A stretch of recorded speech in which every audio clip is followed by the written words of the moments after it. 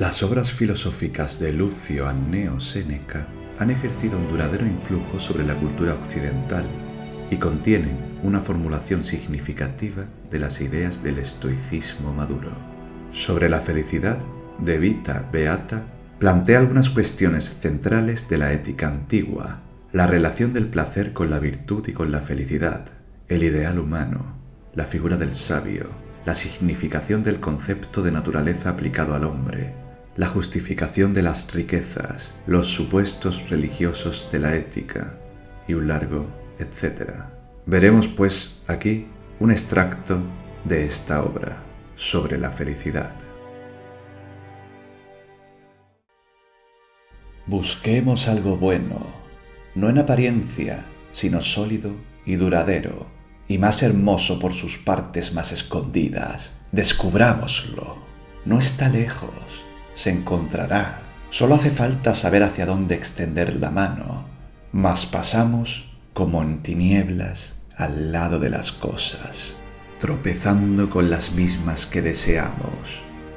Pero para no hacerte dar rodeos, pasaré por alto las opiniones de los demás, pues es cosa larga enumerarlas y refutarlas. Oye la nuestra. Cuando digo la nuestra, no me apego a alguno de los maestros estoicos. También tengo yo derecho a opinar. Por tanto, seguiré a alguno, pediré a otro que divida su tesis. Tal vez también, después de haberlos citado a todos, no rechazaré nada de lo que decidieron los anteriores, y diré: esto opino también. Por lo pronto, de acuerdo en esto con todos los estoicos, me atengo a la naturaleza de las cosas. La sabiduría consiste en no apartarse de ella y formarse según su ley y su ejemplo. La vida feliz es, por tanto, la que está conforme con su naturaleza, lo cual no puede suceder más que si, primero, el alma está sana y en constante posesión de su salud. En segundo lugar, si es enérgica y ardiente, magnánima y paciente, adaptable a las circunstancias, cuidadosa sin angustia de su cuerpo y de lo que le pertenece, atenta a las demás cosas que sirven para la vida, sin admirarse de ninguna, si usa de los dones de la fortuna sin ser esclava de ellos. ¿Comprendes? Aunque no lo añadiera, que de ello nace una constante tranquilidad y libertad, una vez alejadas las cosas que nos irritan o nos aterran, pues en lugar de los placeres y de esos goces mezquinos y frágiles, dañosos aún en el mismo desorden, nos viene una gran alegría inquebrantable y constante, y al mismo tiempo la paz y la armonía del alma, y la magnanimidad con la dulzura, pues toda ferocidad procede de debilidad.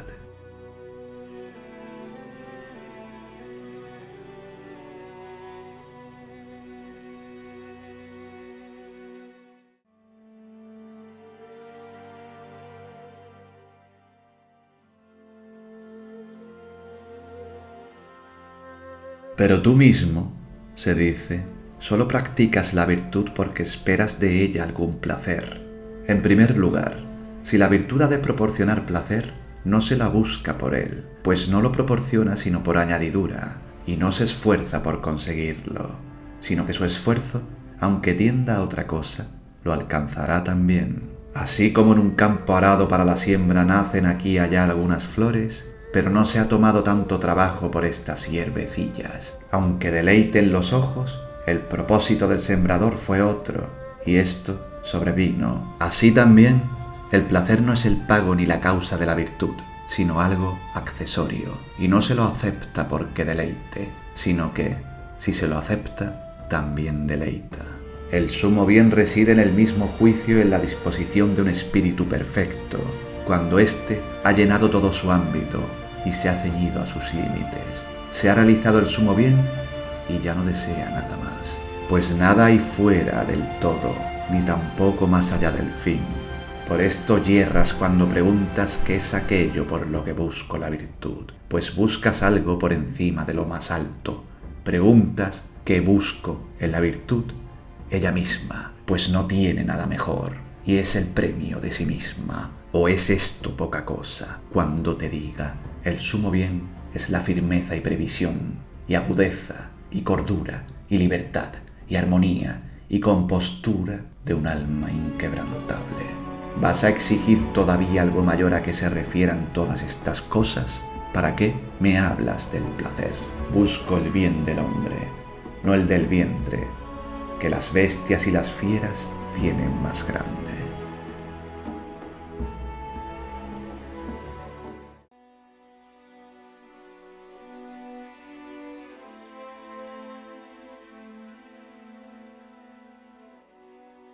Además, a los que están dotados de una naturaleza racional, ¿qué cosa puede proponérseles mejor que la razón?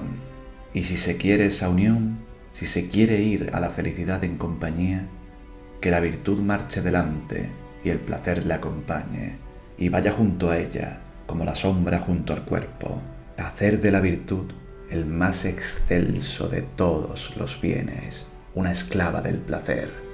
Es propio de un hombre incapaz de concebir nada grande. Que la virtud vaya la primera, que ella lleve el estandarte. No por eso tendremos menos el placer, pero seremos dueños y moderadores de él. Nos hará ceder algo a sus súplicas, pero no nos impondrá nada. Pero los que han entregado el mando al placer carecen de uno y otro, pues pierden la virtud y además no tienen el placer, sino que el placer los tiene a ellos. O se atormentan por su falta, o se ahogan en su abundancia. Desdichados si los abandona, más desdichados si los abruma. Así como los navegantes, sorprendidos en el mar, tan pronto se quedan en seco, como son agitados por las olas impetuosas. Esto ocurre por una intemperancia excesiva y un amor ciego de su objeto, pues para el que busca el mal en vez del bien es peligroso alcanzarlo. Así como cazamos a las fieras con esfuerzo y peligro, y su posesión, una vez cogidas, es también inquieta, pues con frecuencia despedazan a sus dueños. Del mismo modo los que poseen grandes placeres caen en un gran mal, y los antes conquistados los apresan, y cuanto más numerosos y grandes son, tanto más pequeño y siervo de más señores es aquel a quien el vulgo llama feliz. Quiero insistir aún en esta imagen. El que busca los cubiles de las fieras y gusta mucho de capturar fieras a lazo y rodear con perros los castos bosques, abandona para seguir sus huellas ocupaciones preferibles y renuncia a muchos menesteres. Del mismo modo, el que persigue el placer pospone a él todas las cosas, y lo primero que descuida es su libertad, que sacrifica por el vientre, y no compra los placeres para sí mismo, sino que se vende a los placeres.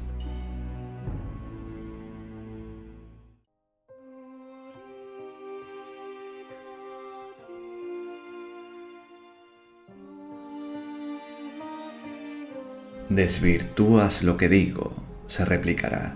Yo niego que nadie pueda vivir agradablemente si no vive también a la vez virtuosamente, lo cual no puede suceder a los mudos animales, ni a los que miden su bien por la comida. Clara y abiertamente, declaro que esa vida que llamo agradable no puede existir sin la compañía de la virtud.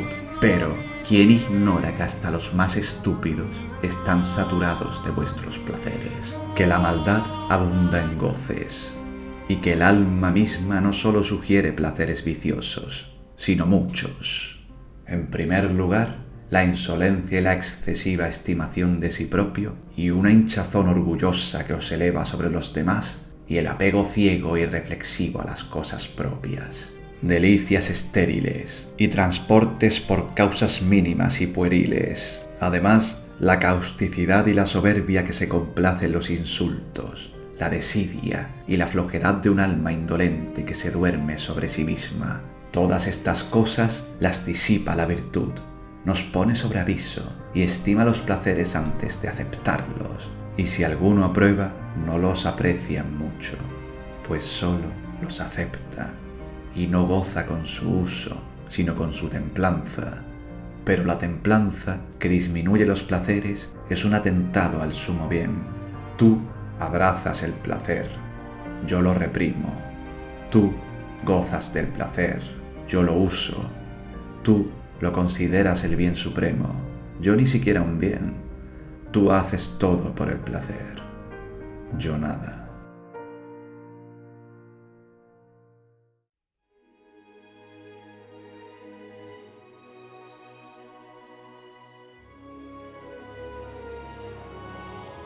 Les irá mal, dices, porque intervienen muchas circunstancias que perturban su ánimo, y las opiniones contrarias inquietarán su mente.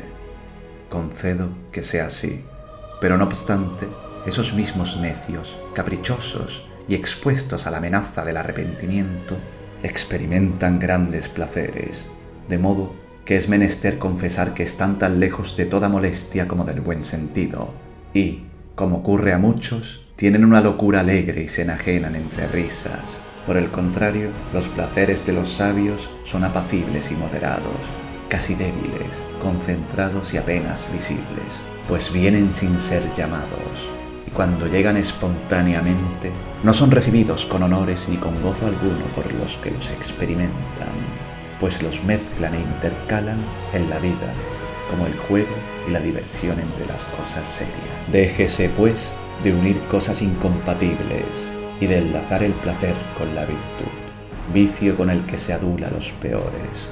El hombre sumido en los placeres, siempre ahito y ebrio por saber que vive con placer, cree vivir también con virtud, pues oye que el placer no puede separarse de la virtud, y entonces da a sus vicios el nombre de sabiduría y ostenta lo que debiera ocultar.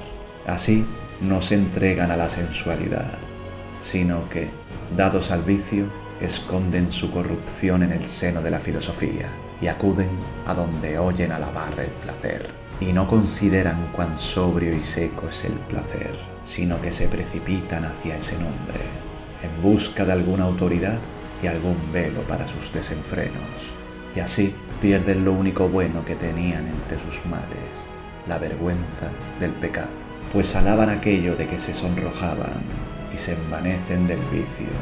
Por esto, ni siquiera es posible a la juventud enmendarse, puesto que se aplica un título honroso a una indolencia vergonzosa. Esta es la razón de que esa alabanza del placer sea perniciosa. Los preceptos virtuosos quedan ocultos, lo que corrompe está manifiesto.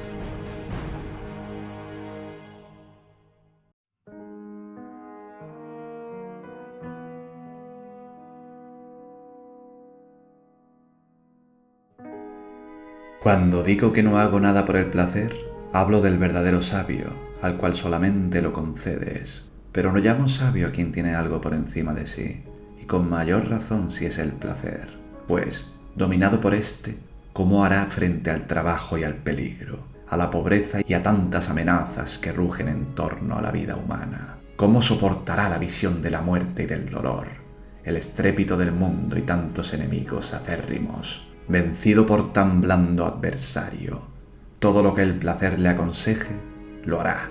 ¿Y no ves cuántas cosas le aconsejará? Nada vergonzoso, dices, le podrá aconsejar, porque está asociado a la virtud.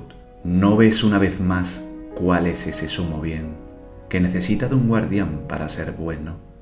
Y la virtud, ¿cómo dirigirá el placer a quien sigue? Puesto que seguir es propio del que obedece y dirigir del que manda. Pones detrás al que manda. Magnífico papel tiene entre vosotros la virtud, probar los placeres. Pero veremos si la virtud, entre los que la tratan tan afrentosamente, sigue siendo todavía virtud, pues no puede llamarse así si cede su puesto. Entre tanto, mostraré que es de lo que se trata. A muchos asediados por los placeres, sobre los que la fortuna ha derramado todos sus dones, y que tendrás que reconocer malos.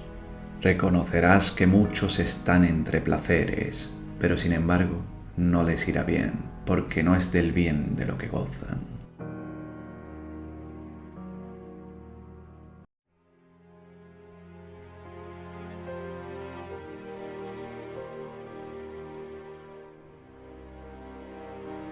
Yo mismo soy de la opinión de que los preceptos de Epicuro son venerables, rectos y, si los miras más de cerca, tristes, pues reduce el placer a algo escaso y mezquino, y la ley que nosotros asignamos a la virtud, él la asigna al placer, le ordena obedecer a la naturaleza. Pero es poco para la sensualidad lo que para la naturaleza es bastante. Pero, ¿qué ocurre? Aquel que llama felicidad al ocio perezoso y a los goces alternativos de la gula y la lujuria, busca un buen apoyo para una mala causa.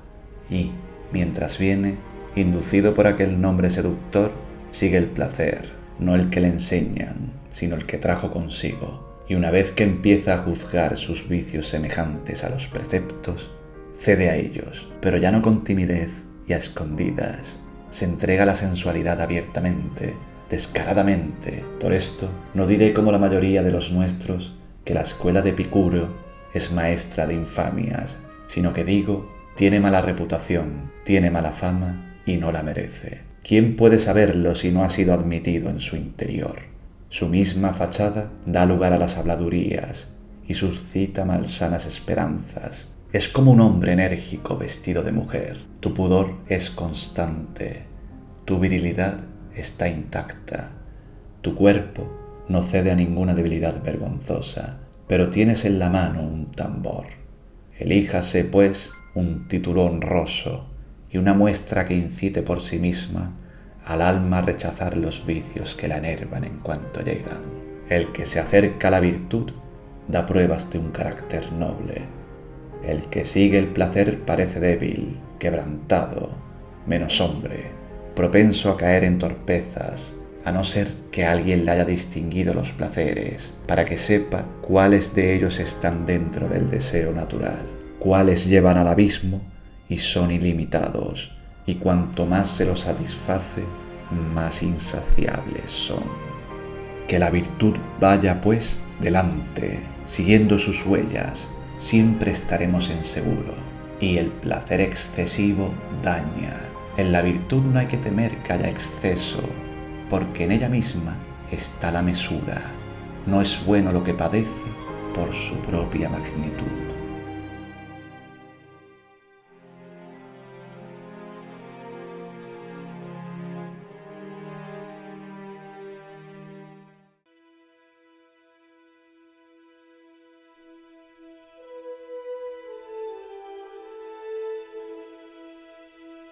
Añade ahora que el placer sobreviene incluso a la vida más infame, pero la virtud no admite una mala vida, y algunos no son infelices por falta de placer, sino por el placer mismo, lo cual no ocurriría si a la virtud se mezclase el deleite, del que a menudo carece la virtud, pero que nunca necesita. ¿Por qué querer reunir cosas distintas y aun contrarias? La virtud es algo elevado, excelso y regio, invencible e infatigable. El placer es algo bajo, servil, flaco y mezquino, cuyo asiento y domicilio son los lupanares y las tabernas. Encontrarás a la virtud en el templo, en el foro, en la curia, erguida ante las murallas, cubierta de polvo, atezada, con las manos encallecidas. Al placer casi siempre escondido y en busca de tinieblas, cerca de los baños y estufas y de los lugares que temen a la policía, blando, sin frío, húmedo de vino y de perfumes, pálido o cubierto de afeites y lleno de ungüentos como un cadáver. El sumo bien es inmortal, no puede desaparecer y no conoce el hastío ni el arrepentimiento, pues un alma recta no cambia nunca, ni se aborrece, ni muda nada, porque siempre ha seguido lo mejor. Pero el placer, en cambio, cuanto más deleita, se extingue. Y no tiene mucho espacio, por lo cual pronto lo llena y produce hastío y se marchita después de los primeros transportes. Y nunca es seguro aquello cuya naturaleza consiste en el movimiento.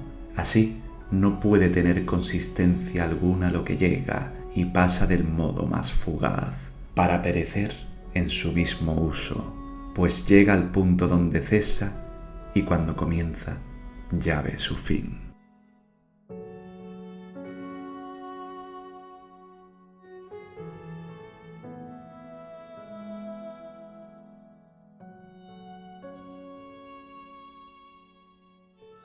Pero también el alma, se dice, tendrá sus placeres.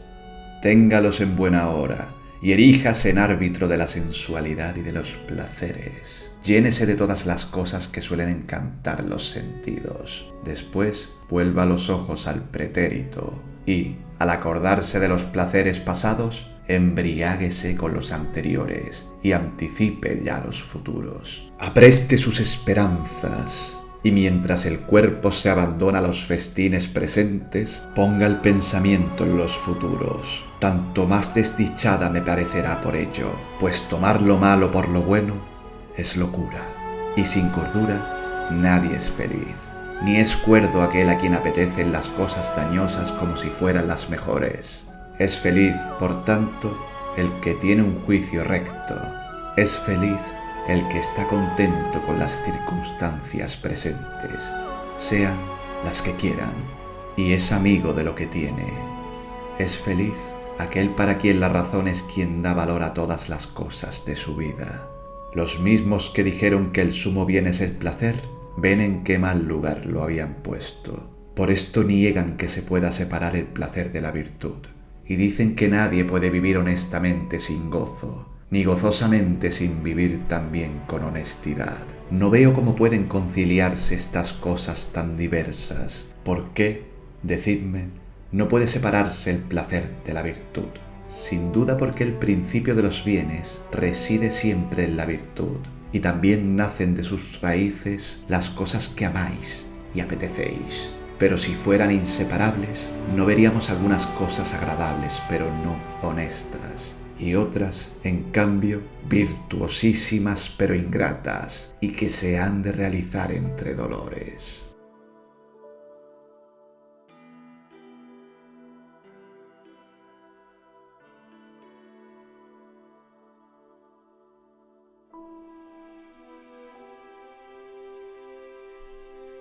¿Ves, pues, qué mala y funesta servidumbre tendrá que sufrir aquel a quien poseerán alternativamente los placeres y los dolores, los dominios más caprichosos y arrebatados? Hay que encontrar, por tanto, una salida hacia la libertad.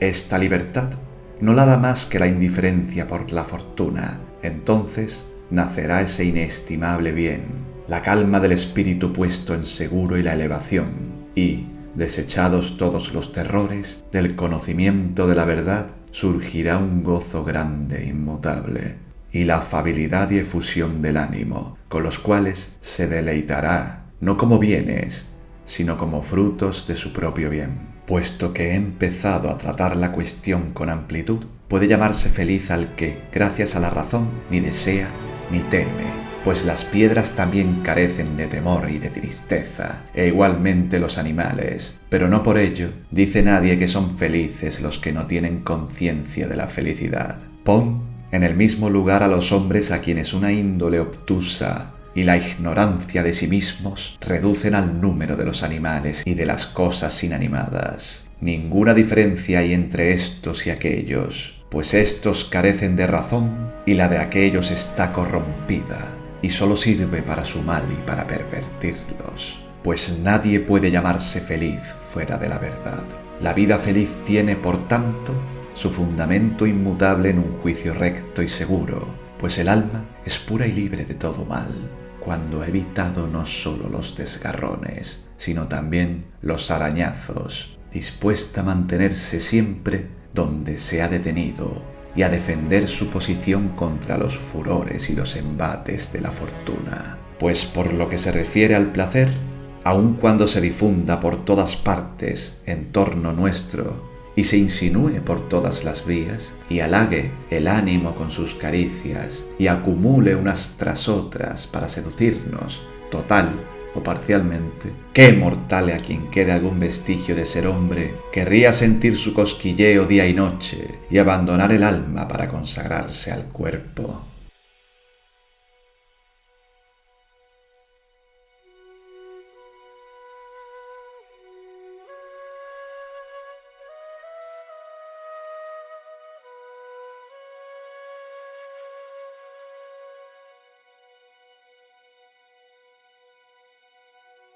Todos los hombres quieren vivir felices, pero al ir a descubrir lo que hace feliz la vida, van a tientas, y no es fácil conseguir la felicidad en la vida, ya que se aleja uno tanto más de ella cuanto más afanosamente la busque si ha errado el camino. Si éste lleva en sentido contrario, la misma velocidad aumenta la distancia. Hay que determinar, pues, primero lo que apetecemos, luego se ha de considerar por dónde podemos avanzar hacia ello más rápidamente, y veremos por el camino, siempre que sea el bueno, cuánto se adelanta cada día y cuánto nos acercamos a aquello a que nos impulsa un deseo natural. Mientras erremos de acá para allá, sin seguir a otro guía que los rumores y los clamores discordantes que nos llaman hacia distintos lugares, se consumirá entre errores nuestra corta vida, aunque trabajemos día y noche para mejorar nuestro espíritu. Hay que decidir, pues, a dónde nos dirigimos y por dónde, no sin ayuda de algún hombre experto que haya explorado el camino por donde avanzamos, ya que aquí la situación no es la misma que en los demás viajes. En estos hay algún sendero, y los habitantes a quienes se pregunta no permiten extraviarse, pero aquí el camino más frecuentado y más famoso es el que más engaña. Nada importa, pues, más que no seguir, como ovejas, el rebaño de los que nos preceden, yendo así no a donde hay que ir, sino a donde se va. Y ciertamente, nada nos envuelve en mayores males que acomodarnos al rumor, persuadidos de que lo mejor es lo admitido por el asentimiento de muchos.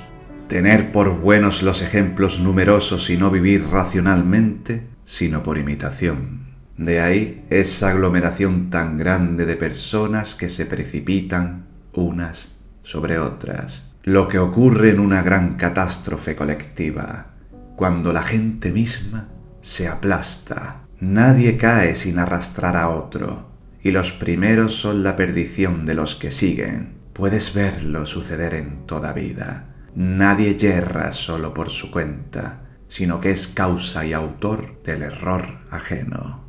Es dañino, pues, apegarse a los que van delante, y como todos prefieren creer a juzgar, nunca se juzga acerca de la vida, siempre se cree, y nos perturba y pierde el error que pasa de mano en mano. Perecemos por el ejemplo de los demás, nos salvaremos si nos separamos de la masa, pero ahora la gente se enfrenta con la razón en defensa de su mal. Cuando ha mudado el inconstante favor, aprobamos y condenamos las mismas cosas. Este es el resultado de todo juicio que se falla por el voto de la mayoría.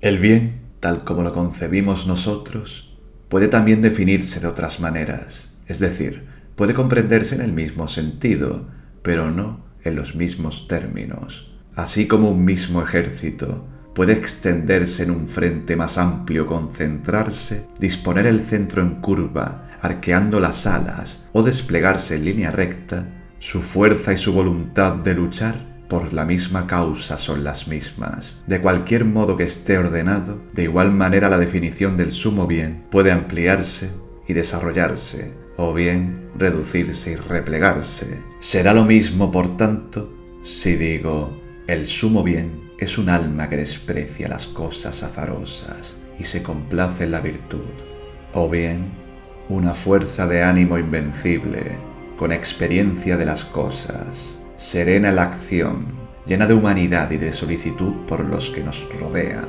Se puede también definir diciendo que el hombre feliz es aquel para quien nada es bueno ni malo, sino un alma buena o mala, que practica el bien, que se contenta con la virtud, que no se deja elevar ni abatir por la fortuna, que no conoce bien mayor que el que puede darse a sí mismo, para quien el verdadero placer será el desprecio de los placeres.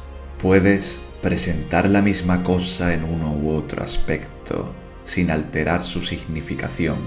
¿Qué nos impide, en efecto, decir que la felicidad de la vida consiste en un alma libre, levantada, intrépida y constante, inaccesible al miedo y a la codicia, para quien el único bien sea la virtud, el único mal la vileza, y lo demás un montón de cosas sin valor, que no quitan ni añaden nada a la felicidad de la vida, ya que vienen y se van sin aumentar ni disminuir el sumo bien. A este principio así fundado tiene que seguir, quiera o no, una alegría constante y un gozo profundo que viene desde lo hondo, pues se alegra de lo suyo propio y no desea bienes mayores que los privados. ¿Por qué no han de compensar bien estas cosas los movimientos mezquinos, frívolos e inconstantes de nuestro cuerpo flaco? El día que lo domine el placer, lo dominará también el dolor.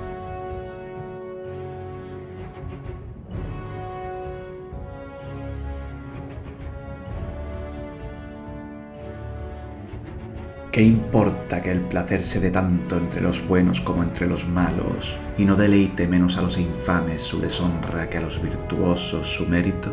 Por esto, los antiguos recomendaron seguir la vida mejor, no la más agradable, de modo que el placer no sea el guía, sino el compañero de la voluntad recta y buena, pues es la naturaleza quien tiene que guiarnos, la razón la observa y la consulta. Es lo mismo, por tanto, vivir felizmente o según la naturaleza. Voy a explicar qué quiere decir esto. Si conservamos con cuidado y sin temor nuestras dotes corporales y nuestras aptitudes mentales como bienes fugaces y dados para un día, si no sufrimos su servidumbre y no nos dominan las cosas externas, si los placeres fortuitos del cuerpo tienen para nosotros el mismo puesto que en campaña los auxiliares y las tropas ligeras, tienen que servir, no mandar. Solo así son útiles para el alma. Que el hombre no se deje corromper ni dominar por las cosas exteriores y solo se admire a sí mismo, que confíe en su ánimo y esté preparado a cualquier fortuna, que sea artífice de su vida, que su confianza no carezca de ciencia, ni su ciencia de constancia, que sus decisiones sean para siempre y sus decretos no tengan ninguna enmienda. Se comprende, sin que necesite añadirlo, que un hombre tal será sereno y ordenado, y lo hará todo con grandeza y afabilidad. La verdadera razón estará inserta en los sentidos y tomará allí su punto de partida, pues no tiene otra cosa donde apoyarse para lanzarse hacia la verdad y volver a sí misma. Y también el mundo que abarca todas las cosas, Dios rector del universo, tiende hacia las cosas exteriores, pero sin embargo vuelve así totalmente de todas partes. Que nuestra mente haga lo mismo cuando ha seguido a sus sentidos y se ha extendido por medio de ellos hasta las cosas exteriores, sea dueña de éstas y de sí misma. De este modo resultará una unidad de fuerza y de potencia de acuerdo consigo misma, y nacerá esa razón segura, sin discrepancia ni vacilación en sus opiniones y comprensiones, ni en su convicción, la cual, cuando se ha ordenado y se ha acordado, y, por decirlo así, armonizado en sus partes, ha alcanzado el sumo bien. Pues nada malo ni inseguro subsiste, nada en que pueda tropezar o resbalar. Lo hará todo por su propia autoridad y nada imprevisto le ocurrirá, sino que todo lo que haga resultará bien, fácil y diestramente, sin rodeos al obrar, pues la pereza y vacilación acusan lucha e inconstancia. Por tanto, puedes declarar resueltamente que el sumo bien es la concordia del alma, pues las virtudes deberán estar allí donde esté la armonía y la unidad. Son los vicios los que discrepan.